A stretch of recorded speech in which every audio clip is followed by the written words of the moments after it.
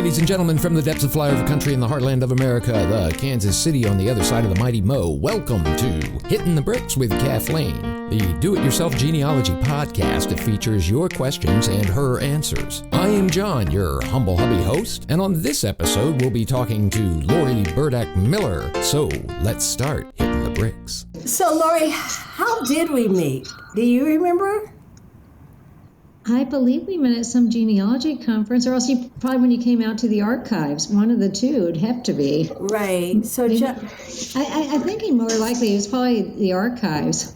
It probably was. We were seeing each other at the archives because, John, as you know, when I first started, my concentration was in military records because that's my biggest interest and it's still my first love. And so I was always going back and forth once a month to St. Louis, and this is before the new archives. So I really got to meet a lot of the other people who worked there. And Lori does not work for the archives. She works for her own business. So maybe Lori can tell us a little bit about that. Well, I started my business in August 2006, Redbird Research. And the reason I started it is I've always been into genealogy since I was in high school. I was tracing my dad's Slovak Russian side of the family and taught myself Soundex, taught myself microfilm.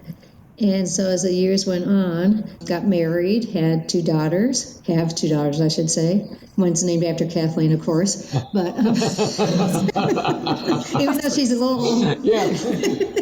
But your math ain't mathing, but imagine, but what that's the heck? awful sweet, right?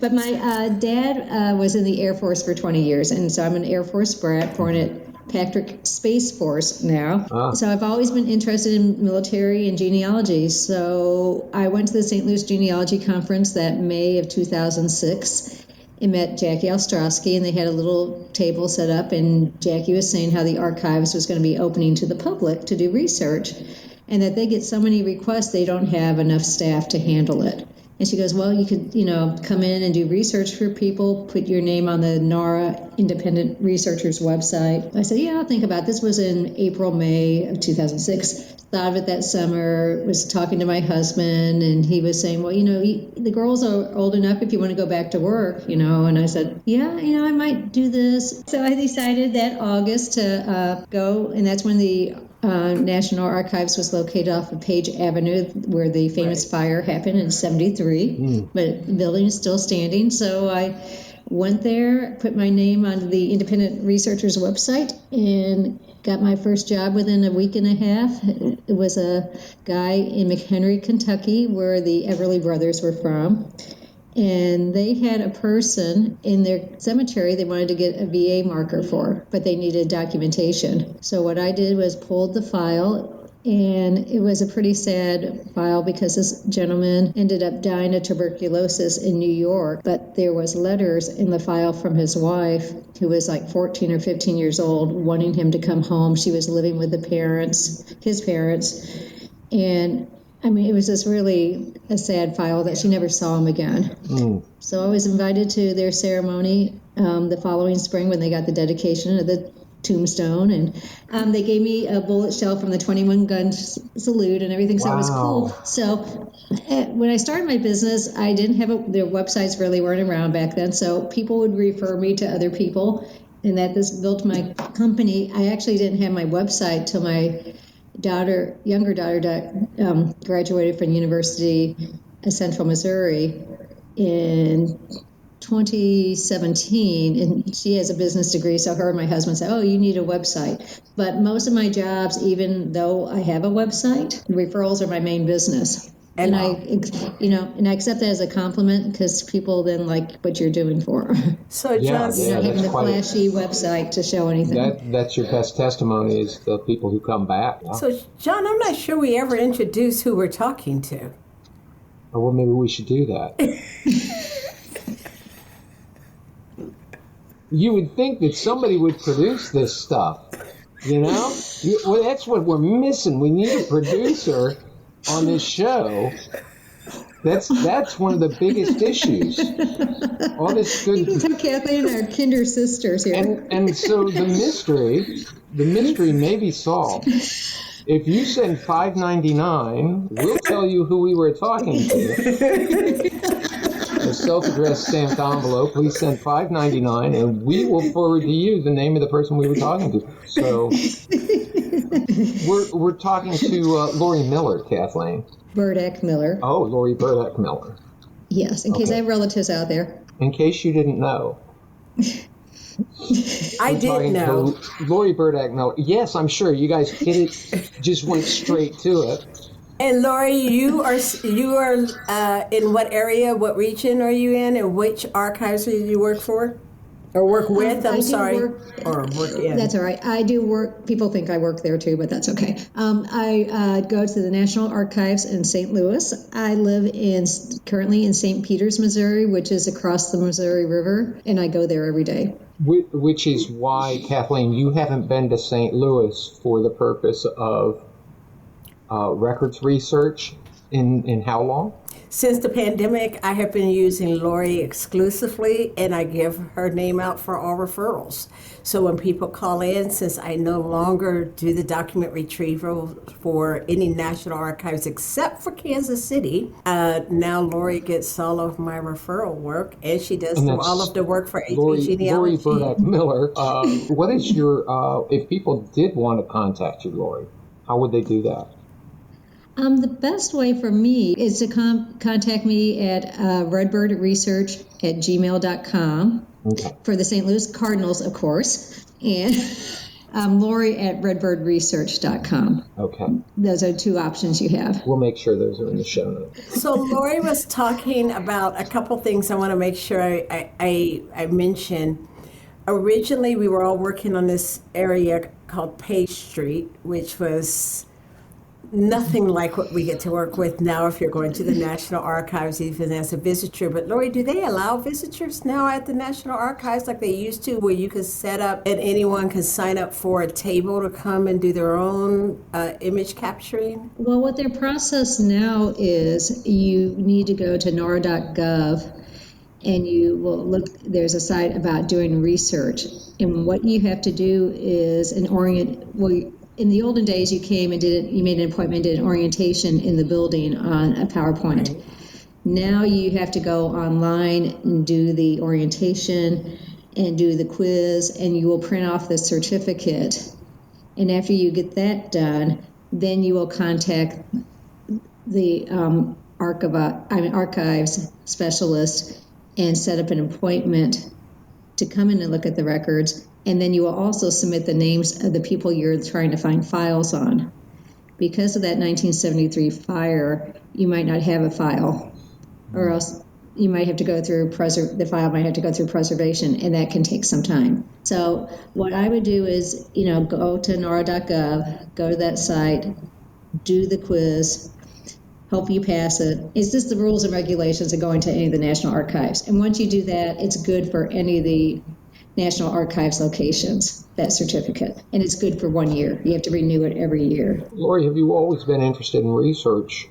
I've always been into history. And so when I graduated high school, I was going to be a travel agent. So I went to Columbia College in Columbia, Missouri for 2 years and got a travel degree. And that's when the computer system was just starting in travel agencies. So I worked for a travel agency that summer and thought, I think I want to continue and get my history degree. Transferred over to the University of Missouri, St. Louis, and got my bachelor's in history.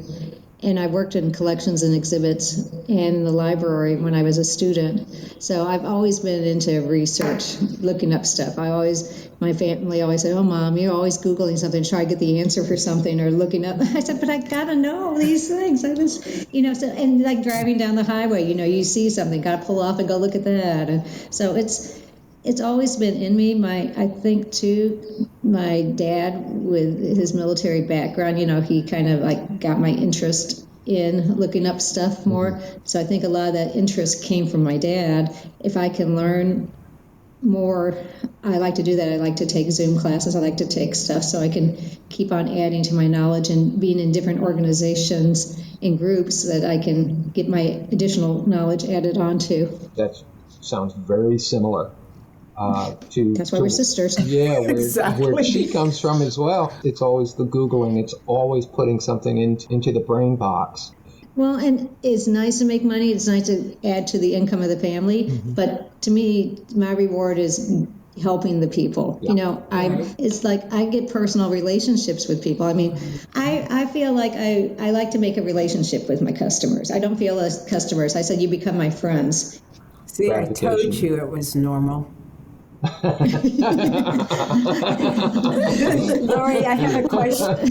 I have another question. Kind of off topic, but just because I know that I still like using National Personnel Records Center, and I know they don't really use that anymore. When did that happen?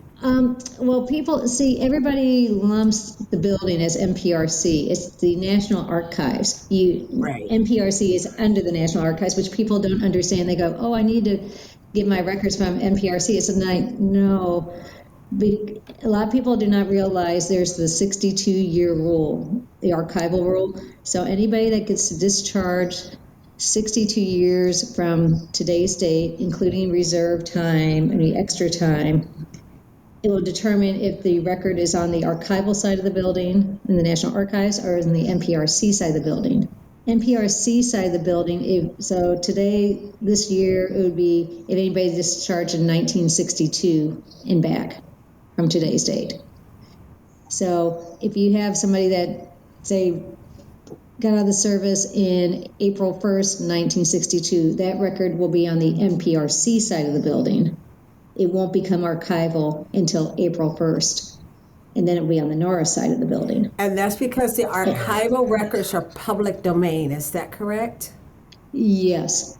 And then, because even like if I wanted to see a record on the NPRC side of the building, you have to get permission from the next of kin. Right. And if there's a death, you have to have proof of death. And those NPRC records you can also do online. They're e-vet recs. So you can go to the NARA.gov site and you can fill out the form online because people are still waiting for things. So if you're thinking you're going to, like you see veterans, I've seen them, like there's a guard area you need to go through to go into the in the lobby area to get screened, and there'll be veterans that will come up and say, oh, I need my records, and they'll point to the boxes that you need to fill out this form, and you're not going to see your records in person. Back in the olden days when they used to have the NPRC little room, veterans could make an appointment with their family and actually physically see their records at that time. And that ended even before COVID. They cut that out. And now, of course, you can't see them at all. Kathleen, is there, because of course in my head I'm thinking about the National Archives in Kansas City, is there something analogous to the NPRC there? No, except everything still has the four-year or public record, 62 years. So that is standard across through an entire federal government. And the reason I'm thinking I never really knew the difference because I required all of that for all my clients. They all had to sign a document, whether or not it was public, that I had permission to pull it. So it was pretty much the same form. And they still had to have proof for me that I'm pulling a form that they should have. But unlike Lori, John, we only have to go 1.5 miles down the road. It takes us about 5 you guys can walk. Yeah, it's not much worse. We'll be able to take the light rail down there, I think, in a few years. Yeah. But yeah, it's not too far at all. Everything else we do, our P.O. box and everything else. So. Well, I know where I'm camping out when I come to KC next time for the Czechoslovakian conference next year. Oh, is that here? Yes, they're going to be in Kansas City next year. You know what? I did know that. There is a librarian here at the Midwest Genealogy Center who's very involved. Yeah. Iveta, who actually Iveta... Okay, Lori, you're shaking your head. Do you know Iveta? Yes, because I go every 2 years when they have the Czechoslovakian Genealogy Conference. And to highlight it, this coming July, not that I can really afford it, I'm going to Slovakia. Oh, wow. Excellent. And Helene Sensova, who is arranging it, so last year doing tours, she has like a 96 to 98% rate of matching you with relatives. Wow. So I am so excited for that. And then I'm also going to be, if we can arrange it, I did a file for a gentleman of a Slovak that got the Medal of Honor and during World War I, and he was killed in 1919. And he's from Bratislava. He was from Bratislava, and of course, people there don't really move a whole lot. They kind of and so I made a copy of the file, which is like 200 and something pages, and we're hoping that I can present it to the family while I'm over there. Oh, neat. That'll be beautiful. So that's going to weigh down my suitcase, but what the heck? Yeah, really, who cares, right? That's worth it. Who cares? I'll have more room for souvenirs. I think you're going to love that tour. I knew that the conference was coming because Iveta and 2 other people went hotel and conference looking last month. So I'm going to actually start taking Slovak language lessons starting this Wednesday. Oh, fantastic. That was my next question, actually. That was going to be my next question. Kolache, pierogies, kablaki. So I know the important words of life. I think I got pierogi out of that. Kathleen, where else do you want to go? So we did the who is Lori. We did what did she do, when she started. You mentioned you go 5 days a week. What does that look like? Oh, a day in life. What a day in the life. Well, when you go to the archives, you're allowed to put in 12 requests a day, and you're allowed to see 12 files a day. So it's no problem putting the 12 in a day. They need more staff in the room, which hopefully they'll get approval to hire some more people because they've been shorthanded sometimes with people being sick or children being sick. So one day there's like 3 or 4 staff members out. And when you have that, they need to go through what they do is they get the files pulled. They have to go through the files and redact them from information we're not allowed to see, like social security numbers. It used to be mental illness was redacted from a file. This is a different item, so that takes time for them to go through a file. I mean, I had a file the other day 5 inches thick. So for them to go through that whole file is going to take hours. So you might go in and you might only have 3 or 4 files. You might not have your 12 files. So I go through, make my copies of my files, and then if there's an opening, they have microfilm readers in the room. You can make appointments either for microfilm or files. But if there is a microfilm reader and they know I've done all my files that are there for the day, I'm allowed to go over to do microfilm, and that's where I can trace people in microfilm morning reports, which is the daily report of a unit. And that is helpful because if the file got destroyed by the fire, if you have a unit, you can find that person and trace them all through the war. And that's what I did for my husband years ago when I started my business, because my father-in-law was in World War II. His file was destroyed in the fire. And my brother-in-law was found in his wallet after he died. He had a little copy of his discharge. And Ed never shared. He just said he was in the tank battalion.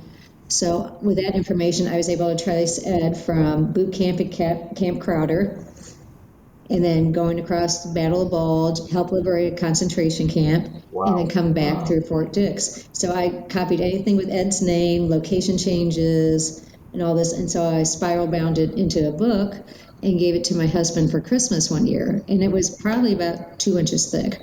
One time I had a guy doing a family reunion, and he wanted his uncle's 2 files that were in the Parachute Infantry Regiment. They were told that they were destroyed. Well, I put in a request, got the 2 files back. There's at least 50 pages in each of them preservation could do. Wow.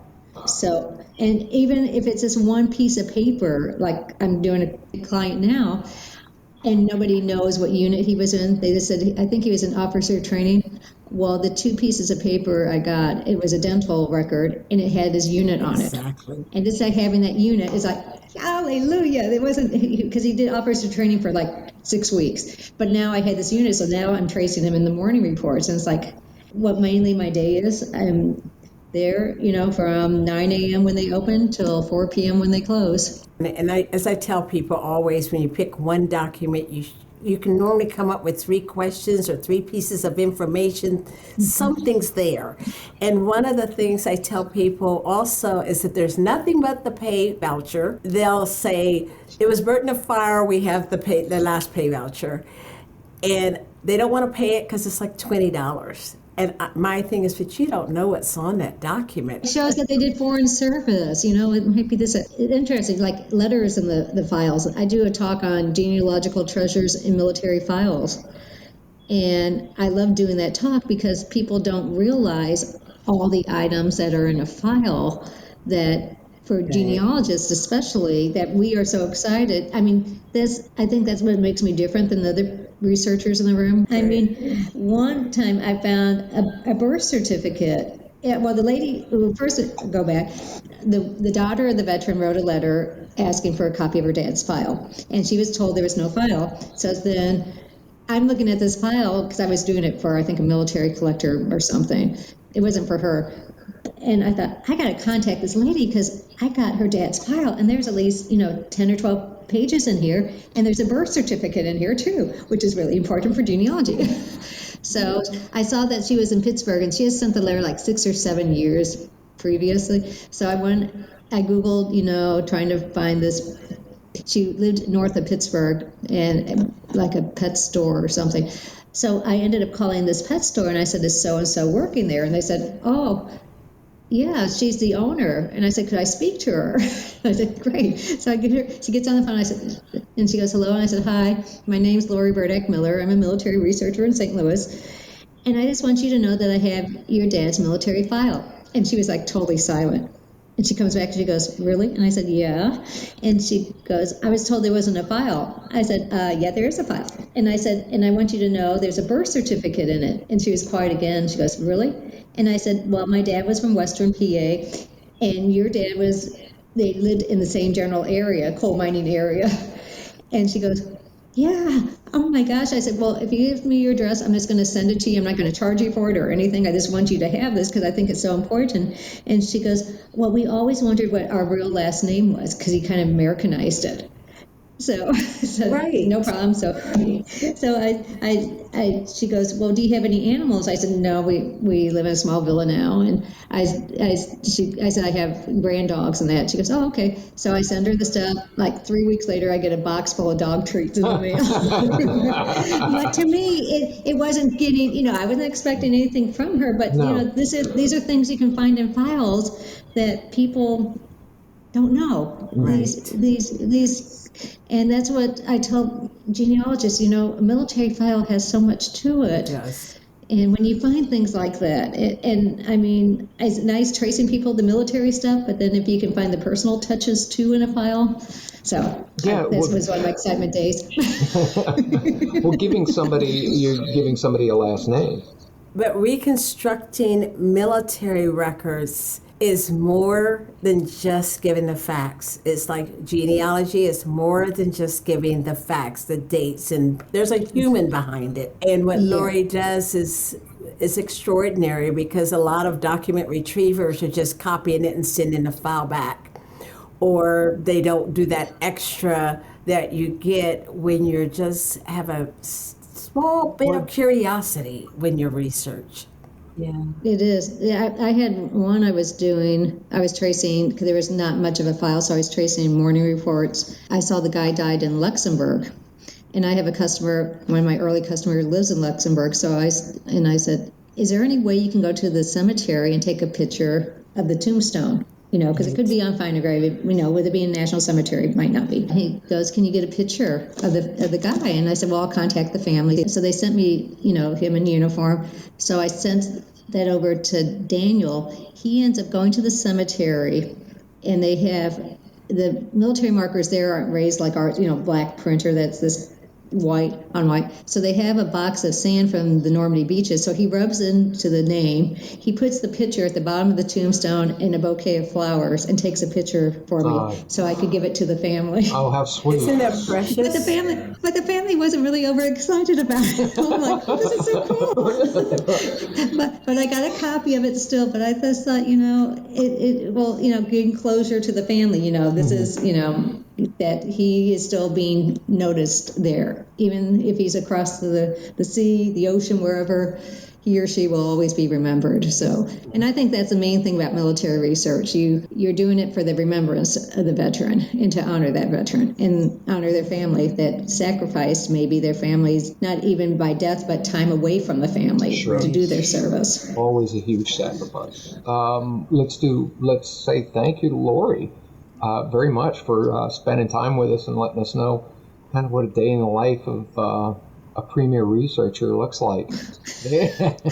Well, thank you for the honor of letting me be on your guys' podcast here. I really appreciate it. And like I said, if I can help anybody, and I just like to help people, that's my main goal. And thanks, Lori. Well, congratulations. You've made it to the end of another episode. Thanks so much for staying. Thanks to My Heritage and Legacy Family Tree webinars. Thanks to Chewy Chewbacca Brandt, our part-time arctophile and full-time zoocrologist, for his unwavering lack of interest in anything we're doing. The theme song for Hittin the Bricks was written and performed by Tony Fistknuckle and the Parliaments. Watch for their next appearance at the Rathskeller behind the Student Union at Spelman College. You can find us on Apple, Spotify, YouTube, and of course Buzzsprout. We'd love to hear what you think about the podcast, so stop by our Facebook page at Hittin the Bricks with Kathleen and let us know.